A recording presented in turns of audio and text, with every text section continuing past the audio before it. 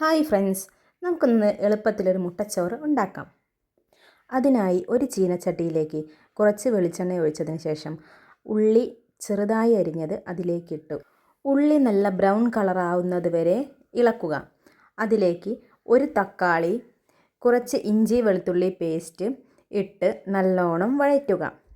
അതിലേക്ക് മുളക് പൊടി, മഞ്ഞൾപ്പൊടി, കുറച്ച് ചിക്കൻ മസാല, കുരുമുളക് പൊടി ഇതിട്ട് നല്ലവണ്ണം മിക്സ് ചെയ്യുക.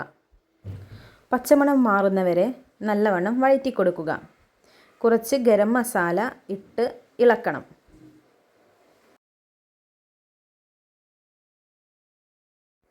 ഇതിലേക്ക് 3 മുട്ട പൊട്ടിച്ച് മിക്സ് ചെയ്യുക. നല്ലവണ്ണം ഇളക്കി പൊടിപൊടിയാവുന്നത് വരെ ഇളക്കുക.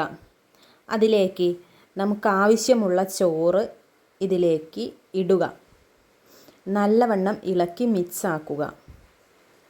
അപ്പോൾ തന്നെ നല്ല മണം വരും. അതിലേക്ക് കുറച്ച് മല്ലിച്ചപ്പ് ചെറുതായി അരിഞ്ഞത് ചേർക്കുക. എന്നിട്ട് നമുക്ക് കഴിക്കാം. ഇതാണ് ഞാൻ എൻ്റെ മക്കൾക്ക് സ്കൂളിലേക്ക് ലഞ്ചിന് കൊടുക്കുന്ന ഈസി ആയിട്ടുള്ള ഒരു മുട്ടച്ചോറ്. നിങ്ങൾക്ക് ഇഷ്ടമായിട്ടുണ്ടെങ്കിൽ ട്രൈ ചെയ്യുക.